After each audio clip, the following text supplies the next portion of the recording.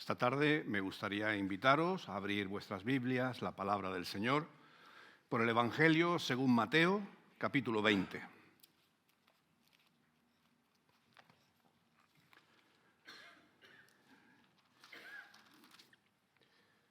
Evangelio según Mateo, capítulo 20, versículos 1 al 16.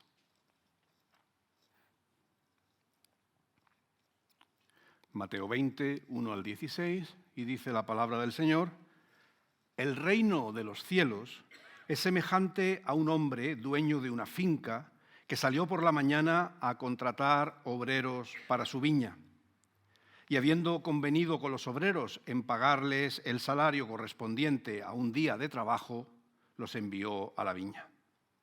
Salió de nuevo hacia las 9 de la mañana y vio a otros jornaleros que estaban en la plaza desocupados y les dijo: «Id también vosotros a mi viña y os daré lo que sea justo». Y ellos fueron. Volvió a salir hacia el mediodía y otra vez a las 3 de la tarde e hizo lo mismo. Y al salir por cuarta vez, ya cerca de las 5 de la tarde, halló a otros que estaban desocupados y les preguntó: «¿Por qué estáis aquí todo el día desocupados?». Respondieron: «Porque nadie nos ha contratado». Él les dijo: «Id también vosotros a la viña y recibiréis lo que sea justo». Vino la noche y el señor de la viña dijo a su mayordomo: «Llama a los obreros y págales el jornal, comenzando desde los últimos hasta los primeros». Los que habían ido a trabajar cerca de las 5 de la tarde recibieron cada uno el pago del salario de un día. Cuando llegaron los contratados en primer lugar, pensaron que habían de recibir más, pero a cada uno de ellos se le entregó también el salario de un día de trabajo. Al recibirlo, murmuraban contra el dueño de la finca diciendo: «Estos últimos han trabajado solo una hora y los has tratado igual que a nosotros, que hemos soportado la carga y el calor del día». Él respondió a uno de ellos: «Amigo, no te hago ninguna injusticia. ¿No conviniste conmigo en cobrar el salario de un día? Toma lo que es tuyo y vete. Pero quiero dar a este último lo mismo que a ti. ¿No me está permitido hacer lo que quiero con lo mío? ¿O tienes tú envidia porque yo soy bueno? Así, los primeros serán los últimos y los últimos los primeros, porque muchos son llamados, pero pocos escogidos». Hay una enfermedad de la que estoy casi seguro que ninguno habremos escuchado. No voy a poner ni siquiera a nuestro médico de sala en el brete de tener que contestar si la conoce o no. No me sorprendería, pero bueno, no hay trampa, ¿eh? Tenemos uno de los mejores médicos de Madrid aquí con nosotros, faltaría más. Es simplemente porque no es una dolencia física. Aunque tiene que ver con el cuerpo en su terminología, pero va más allá de la cuestión física. Esta dolencia se llama onfaloscopia. ¿Quién de vosotros tiene onfaloscopia? Ninguno, ¿verdad? Bueno, no sé, a lo mejor sí. Es una enfermedad que no nos suena, pero que resulta que cuando veamos su nombre coloquial, seguramente va a ser mucho más conocida de lo que pensábamos. Y quizás, algunos tengamos que reconocer que quizás la padecemos, aunque por su nombre onfaloscopia, ¿verdad?, no nos dice nada en principio. Bueno, no vamos a darle más misterio al asunto. Onfaloscopia, que suena muy técnico, ¿verdad?, que parezco alguien significa mirarse al ombligo. ¿A que ya eso parece más familiar? Eso de mirarse al ombligo. ¿Sabéis de dónde surge esa expresión? Que se dice: es que este está todo el día mirándose al ombligo. Pues fijaros, el origen de la expresión tiene una raíz religiosa. Y es que siglos atrás había unos monjes que se dedicaban a la contemplación y lo que hacían era pasarse horas, a veces días, mirándose al ombligo. Y lo hacían como una especie de experiencia religiosa, porque en esa actitud de bajar la cabeza y solamente mirar al ombligo, parece ser que buscaban alcanzar la perfección espiritual o el conocimiento supremo. Querían buscar la paz interior que en ellos había. Y se pasaban, pues, el tiempo mirándose al ombligo. Claro, el uso cotidiano, el uso actual de la expresión dista mucho de cualquier contexto religioso, ¿verdad?, ni místico como en su origen pudiera significar, sino que todos conocemos la expresión, ¿verdad? Alguien que está muy satisfecho de sí mismo, alguien que solo busca satisfacer sus propias necesidades, alguien a veces muy egoísta, ¿no? Solo se mira su ombligo y se desentiende de todo lo que pasa a su alrededor, ¿no? Es aquella persona para que solo existe ella, ¿eh? Pues esa es la expresión, ¿verdad?, de la onfaloscopia, que seguro que cuando salgamos por la puerta se nos habrá olvidado, hasta a mí, pero es eso, esa actitud de personas que, como digo, solamente se miran hacia su propio interés, hacia su propio beneficio, desentendiéndose, ajenos a lo que pudiera suceder a su alrededor. Vamos a ver el texto bíblico y ahora conectamos con esta idea. El texto que hemos leído nos presenta una escena que para la audiencia, para los lectores del tiempo, pues era una situación cotidiana. Incluso no tan lejos para nosotros en el tiempo, todavía en los pueblos, ¿verdad?, pues se da esa situación de que cuando, sobre todo, evidentemente en sociedades agrícolas, ¿verdad?, pues en temporada de cosecha y demás, pues a veces se va a la plaza del pueblo buscando mano de obra. Gente que esté disponible, hacen falta obreros y se les contrata, oye, pues por peonadas, en fin. Esa es la idea, ¿verdad? El texto nos dice que es tiempo probablemente de cosecha, quizás por la zona en la que estamos, quizás era la recogida de la uva, y el dueño de la finca, pues se ve que necesita mano de trabajo extra. Y entonces va a la plaza, donde sabe que están esta gente que están dispuestas a que se las contrate y trabajen ese día. Lo cotidiano, por eso decimos que las parábolas son realmente relatos conectados con la vida cotidiana del tiempo de Jesús, y entonces lo habitual era que cuando se llegaba a la plaza decía, bueno, necesito 10 hombres para trabajar o 10 personas para trabajar, y dice el texto que a esa cuadrilla que contrataba, lo primero que hace es convenir el salario, ¿no? Dice el texto que habiendo convenido con los obreros en pagarles el salario correspondiente a un día. Es decir, venís a trabajar un día, yo os voy a pagar un día. En fin, lo sensato y lógico en esa situación. Pero el texto sigue diciéndonos que salió en más ocasiones a buscar mano de obra. Quizás esto es una parábola, ¿verdad? Y siempre las parábolas, pues, en fin, pueden tener ciertos elementos de exageración, pero se ve que el hombre calculó mal y tuvo que salir hasta 4 veces más a buscar trabajadores en distintas horas para venir y trabajar. A los primeros les había dicho, convenimos este salario, un día de trabajo, eso os voy a pagar. Con los otros, el texto bíblico dice, recibiréis lo que es justo. Ahí ya no se nos dice que se haya convenido nada, ¿vale? Simplemente recibiréis lo que es justo. Y con los últimos, y aquí me vais a permitir un paréntesis. Muchas veces hemos hablado, ¿verdad?, de que los manuscritos de la Biblia, ¿verdad?, pues son fruto de un proceso. Nosotros estamos leyendo ahora en Reina Valera 2020 y dice que a los últimos, a aquellos que los contrató para un ratito, porque casi entre que iban y volvían se iba el tiempo, el texto de Reina Valera dice: recibiréis lo que es justo también. Sin embargo, probablemente eso no está, lo sabemos, en los manuscritos más antiguos y fiables. Pero había una práctica, una costumbre en los copistas que era armonizar los textos.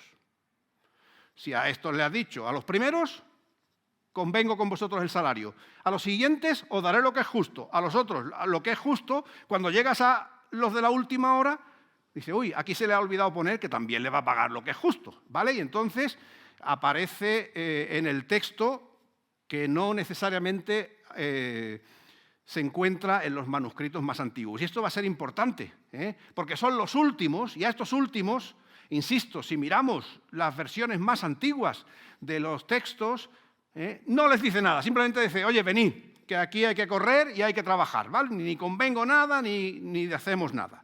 Bueno, algunos dicen que estos últimos eran gente que realmente tampoco tenían mucho interés en trabajar. Entonces se los llevó un poco ya, pues, en fin, por tenerlos ocupados. En cualquier caso, no nos perdamos de la historia. Un señor tiene una viña y va contratando en distintos momentos a peones, a trabajadores, para que lo hagan, y hay unos que los contrata ya casi al final. Y entonces esa realidad, ¿verdad?, hace que después de que hayan trabajado, dice que les va a pagar su jornal, su salario, ¿verdad? Y hay una cosa, por eso decimos que las parábolas son recreaciones de la realidad, pero que se hacen para enganchar a la audiencia, para llamar su atención, para transmitir un mensaje. Y entonces, si solamente va contando que alguien contrata gente, pues quizás eso no tenga excesivo apelativo, ¿verdad?, a la gente. Pero lo curioso ahora es que cuando el dueño de la finca dice, vamos a pagar, dice, empieza por los últimos. Esa no era la costumbre, se empezaba por los primeros que habían ido a trabajar. Así que ya seguramente el oyente de la parábola de Jesús dice, aquí viene el quid de la cuestión, aquí viene la enseñanza, ¿verdad?, la moraleja que el Señor Jesús quiere transmitir, ¿verdad? Y es cierto que así sucede. ¿Por qué? Porque nos dice el texto que a estos últimos les paga ¿cuánto? Un día de trabajo. ¿Pero han trabajado cuánto? 1 hora. Claro, si tú eres uno de los que ha trabajado desde primera hora del día, ¿qué es lo que piensas? Dices, si a este que ha trabajado 1 hora le ha pegado el jornal completo, hombre, a nosotros, a los que hemos estado desde primera hora de la mañana, dice el texto, que aguantando el calor del día. Bueno, pues a nosotros nos tendrá que pagar pues bastante más. Bueno, ¿es una deducción extraña? Yo creo que no, ¿verdad? Todos en esa situación se nos pasaría esta idea por la cabeza. Lo que sucede es que cuando van a cobrar, los que han estado todo el día, cobran el jornal de un día. Y claro, cuando hacen, dicen, vamos a ver, ¿aquí qué ha pasado? Si este ha llegado hace un rato, no le ha dado tiempo ni de sudar, y ha cobrado el jornal de un día, y yo que llevo todo el día aquí, arriñonado, trabajando, recolectando la uva y tal, me pagas lo mismo. Dice que murmuraron, que ya empezaron a hablar mal contra el dueño de la finca. Pero en su murmuración es interesante que dice que no les había tratado con justicia. Fijaros que la protesta no fue, oye, ¿y a mí por qué no me das más? Sino que la protesta va en la línea de que esto no es justo.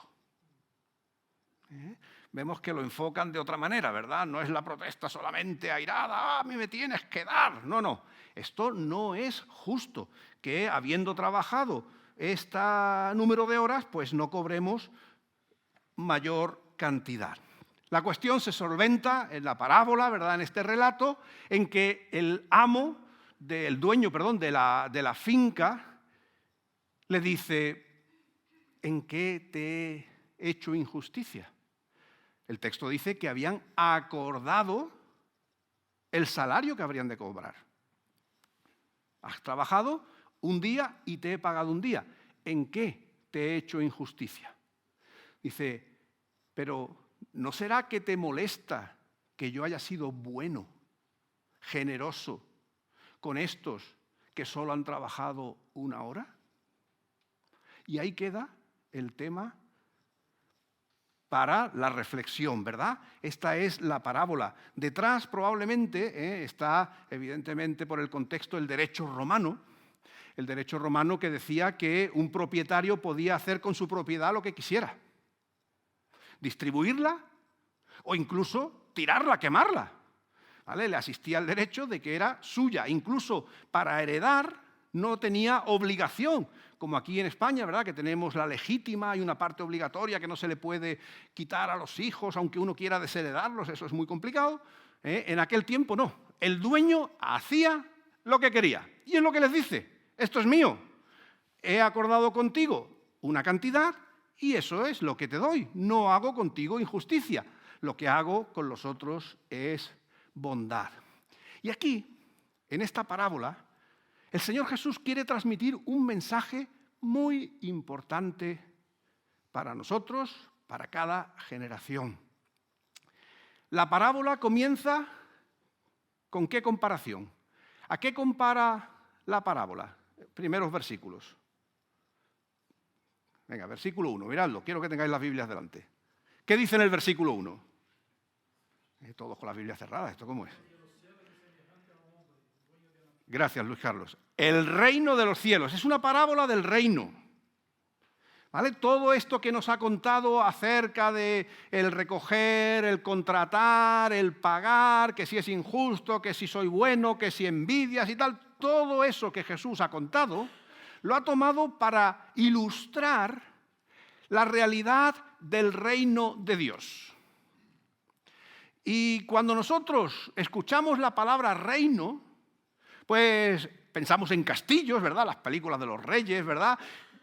Pensamos en dominio, pensamos en control de un territorio. Sin embargo, fijaros que aquí, cuando se nos dice el reino de los cielos es semejante a, no se asemeja a cualquiera de esas cosas que nosotros identificaríamos como evidencia de poder, de reinado. Aquí el reino de los cielos es semejante a una persona. ¿Por qué? Porque evidentemente la lección que Jesús primero quiere transmitir es que el reino de los cielos es semejante a Dios. El reino de los cielos no es una cuestión que, como nosotros hoy nos debatimos, ¿verdad?, territorial, política y demás, sino que la realidad del reino de Dios es la realidad de Dios en control, enseñoreándose de todo lo que hay. No es una cuestión de que nosotros podamos poner barreras y vallas y decir, este perímetro es el reino de Dios aquí en la tierra. No es algo material, no es algo físico, sino que es la presencia, es el señorío de Dios en las vidas de aquellos que creen en Él.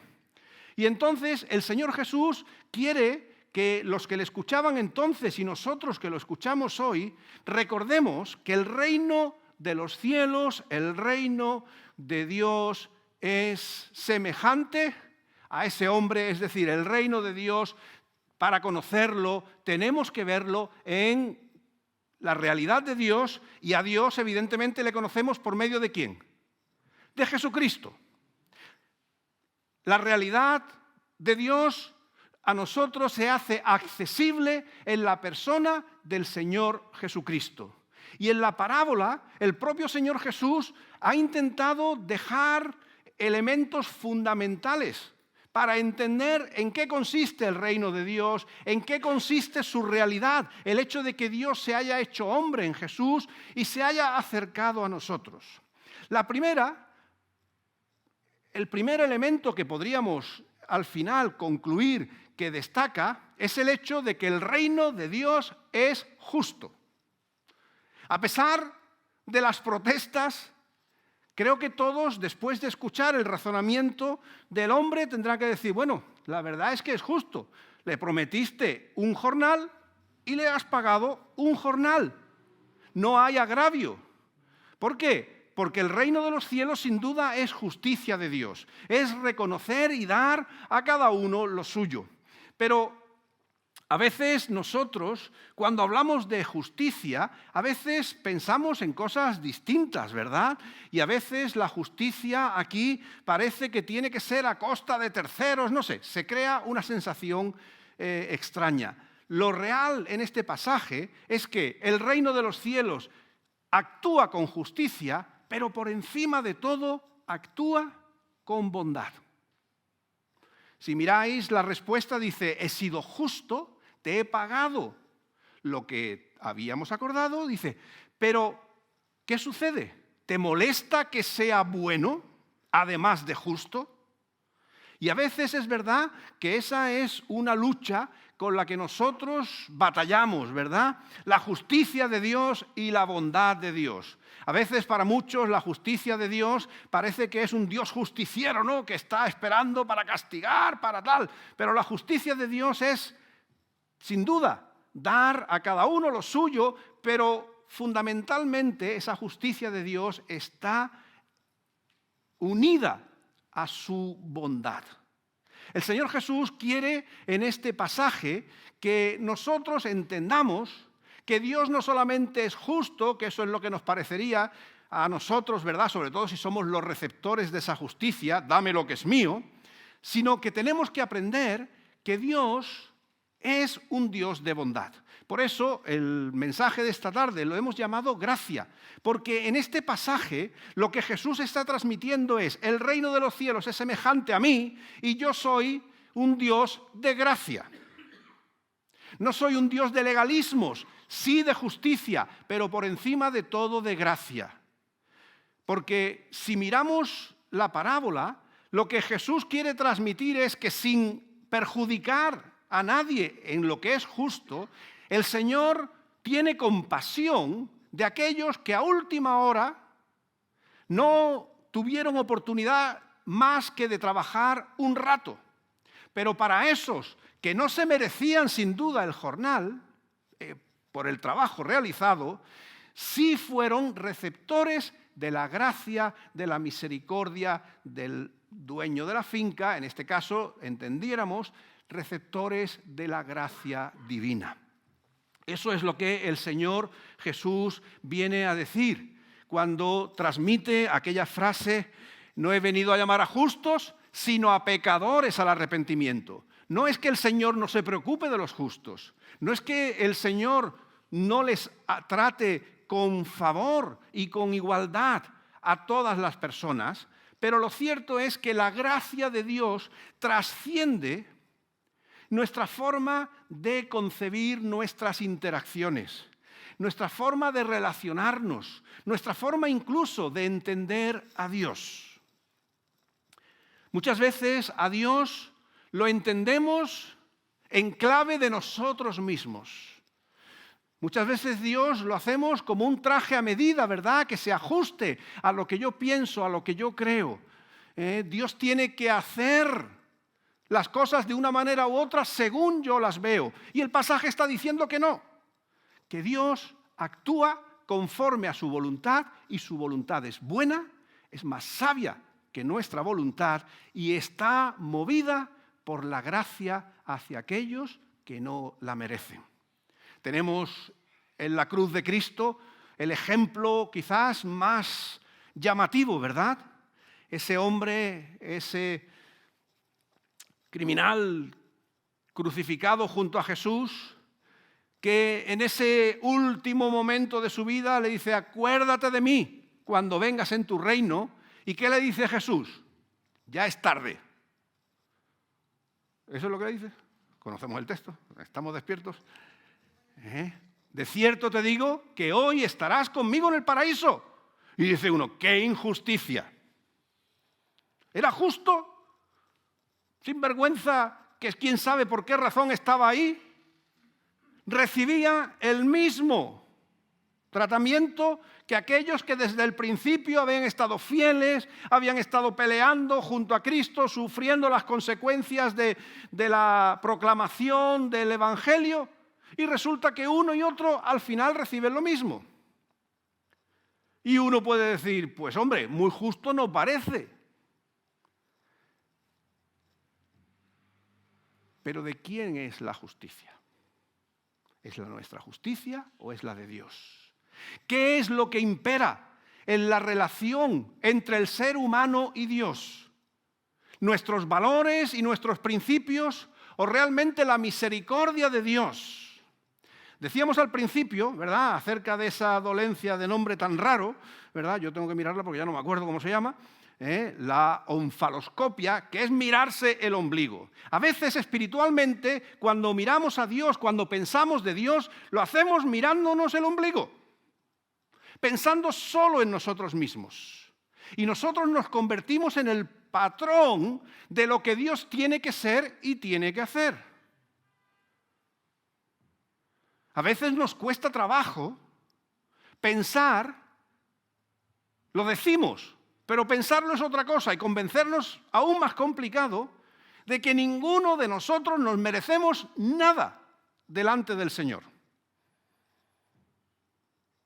Seguro que alguno está diciendo, pastor, yo llevo ya 40 años. Yo he dado clases de escuela dominical, he repartido folletos, vamos, se han cortado todos los árboles del Amazonas para mis folletos. He dado de comer a los pobres, me he dejado las rodillas orando. Seguro que hemos hecho esas cosas y pensamos, hombre, ¿cómo va a ser igual? No nos lo merecemos. Tenemos que empezar de esa línea fundamental. Si estamos en Cristo, no es por nuestro mérito. Y no hay injusticia en Dios. Nuestros galones, que tienen su valor, el Señor reconoce nuestras obras, pero para nuestra salvación, ninguno somos dignos. Ninguno hemos ayudado a Cristo en la cruz para que le fuera más suave o más leve, sino que fueron todos nuestros pecados los que les pusieron a Cristo en la cruz. Y ninguno hemos mitigado ni en lo más mínimo un momento de ese sufrimiento. Ninguno de nosotros somos dignos de la salvación que Cristo ganó por nosotros en la cruz. En el momento que pensamos que Dios tiene alguna obligación con nosotros, nos estamos mirando el ombligo. Y el centro del mundo somos nosotros, no el Señor. Necesitamos crecer en la perspectiva, en la convicción de que nosotros somos lo que somos y estamos donde estamos y tenemos la esperanza que tenemos por la gracia de Dios, no por ningún mérito nuestro. Eso es algo que tenemos que tener grabado, claro, profundo en nosotros. Cristo ganó en la cruz nuestra salvación. Él es el que ha dado sentido y propósito a nuestras vidas. No nuestros méritos, nuestros esfuerzos, que los hacemos y el Señor los reconoce. Ahora hablaremos de eso. Pero nuestra salvación es gracia por completo de Dios. Salirnos de ahí es pensar que Dios está en obligación con nosotros. Si nosotros decimos, Señor, es que yo tengo fe. Señor, es que yo te he servido. Es que ya estamos cobrándole al Señor. Ya le estamos diciendo, gracias sí, pero yo también he puesto mi parte. Nosotros no compramos la salvación. La fe, que es la respuesta a la oferta de gracia de Dios, no es un canje. Fe es aceptación del regalo que Dios nos da, sin ningún mérito de nuestra parte. Tenemos que aprender a vivir con esa asombrosa realidad de una gracia de Dios que es inmerecida para todos y cada uno de nosotros. Dios es tan grande que no le ha importado nunca cómo somos. Por eso, en la parábola, el Señor dice que se fija de esos que algunos pensaban que estos no han trabajado en todo el día porque son unos vagos. Estos, en fin, podría haber todo tipo de razones y de pensamientos. Pero el Señor se acordó de ellos, como se acordó en aquel tiempo, se acordaba de las viudas, de los huérfanos, de los enfermos, de los marginados, de los leprosos, aquellos que otros decían no sois dignos, aquellos eran la razón principal de la venida de Cristo a la tierra. Mostrar la gracia, el favor de Dios para toda criatura, pero en especial para aquellos que otros no consideran. Somos fruto de la gracia de Dios. Y eso no nos hace menos, eso no nos hace indignos como personas humanas. Simplemente reconocemos que nosotros no nos podemos salvar a nosotros mismos. El que piense eso está otra vez mirándose al ombligo y se ha desconectado de la realidad. Nadie tiene la mínima posibilidad de garantizar que el día que dejemos nuestra vida aquí en la tierra podamos ir a la presencia de Dios por sus méritos, por sus logros. Nadie. Es la gracia que Dios ha derramado sobre nosotros.